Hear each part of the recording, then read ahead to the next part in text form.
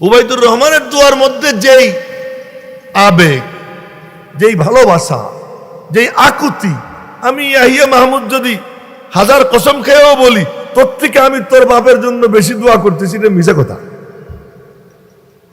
ওর দোয়ার মধ্যে যে আকুতি আসবে। আমার জিন্দেগিতে আমি একদিন কোরআন শরীফ পড়ছিলাম সূরা ইয়াসিন, এমন পড়া আগেও কোনোদিন পড়িনি, আর পড়তে পারবো কিনা জানি না। একদিন পড়ছিলাম। আমার মা মারা গেছেন, আমার 12 বছর বয়স, তখন মার জানাজাও পাইনি। আমি মাদ্রাসায় ছিলাম, লালবাগে ছিলাম। মা বলে গেছেন যে আমার কারণে যেন ওদের পড়ার ক্ষতি না হয়। এ বলে গেছেন, আমাদের পরীক্ষা ছিল সামনে, বাড়ির থেকে এত জালেমের জালেম আমার বাড়ির লোকজন, কেউ আমাদের খবরও দেন।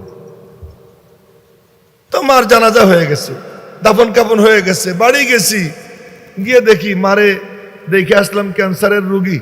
বাড়ি গিয়ে দেখি মা কবরে শোয়া।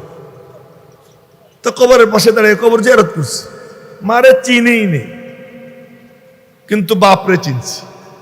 আব্বাস ছিলেন আমার 24 বছর বয়স পর্যন্ত। তা আব্বার যখন ইন্তেকাল হয়ে গেছে, অসুস্থ, তা আমার কাছে ফোন আসছে।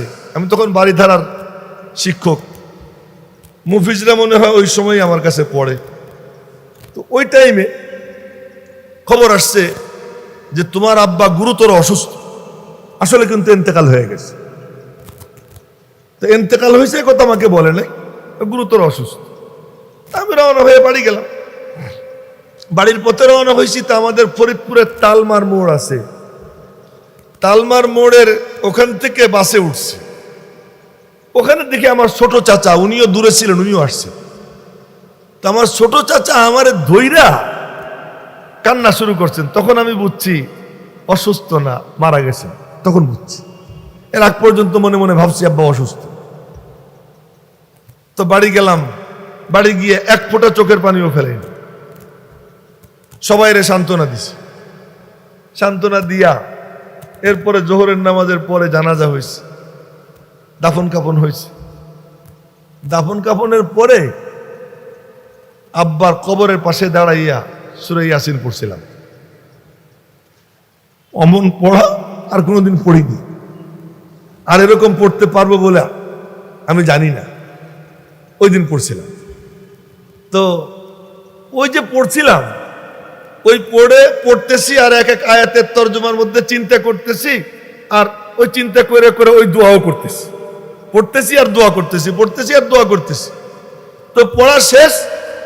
এরপরে ঢাকার থেকে গেছি, লম্বা পর্ব গেছে।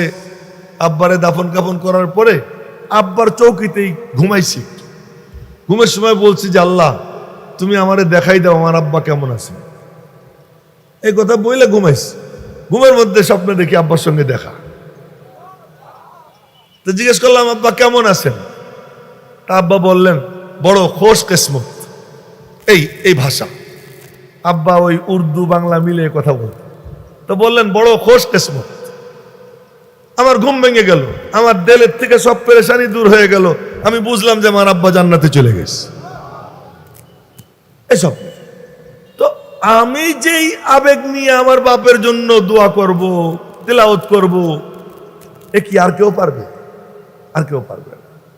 তাই বলতেছিলাম যে উবাইদুর রহমান হুজাইফি সে তার বাপের জন্য যে আকুতি নিয়ে রব্বির হামহুমা বলবে, তো মুফিস তো ধনী, তার এই পুঁজি আছে।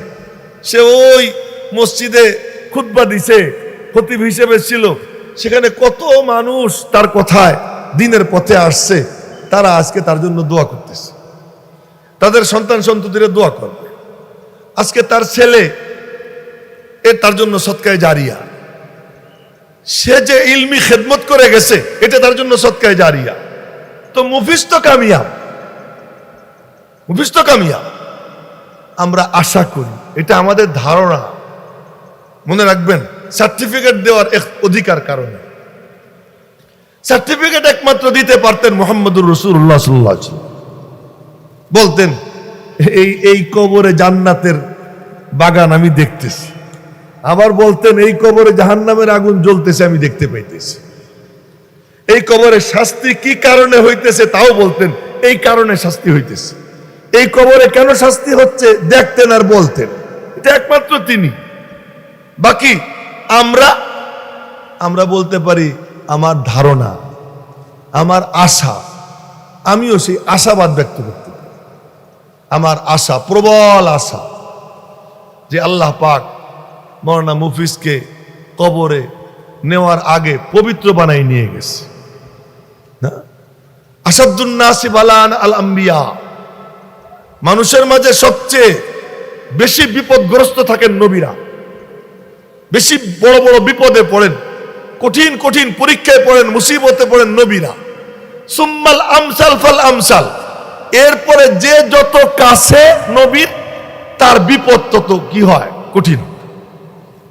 তো মাঝে মাঝে আমার নিজের মনে হয় কি, একবার দেখি যে অনেক একটার পর একটা খবর পাই, অসুস্থ অসুস্থ রোগ ব্যাধি, কিন্তু আমি দেখি যে আমার কোনো রোগ টোক হয় না। একদিন আমি বললাম যে কি রে, আমি কি ফেরাউন হয়ে গেলাম নাকি, নিজেরে বলতেছিলাম। পরে দেখি হঠাৎ করে না অসুখ হয়েছে, তখন করলাম আলহামদুলিল্লাহ, যাক ফেরাউন হয়নি।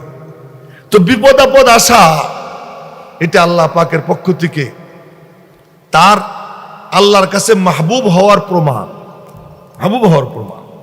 তো মওলানা মুফিজকে আল্লাহ তাআলা নেওয়ার আগে আশা করি তাকে আল্লাহ তাআলা পবিত্র বানাইয়া নিছেন। আল্লাহ পাক রব্বুল আলামিন যেন তার জিন্দেগীর সমস্ত খিদমাতগুলোকে কবুল করেন, তার জীবনের খাতা কসুর আল্লাহ তাআলা মাফ করেন, তাকে আল্লাহ পাক জান্নাতুল ফিরদাউসের আলী মাকাম দান করেন।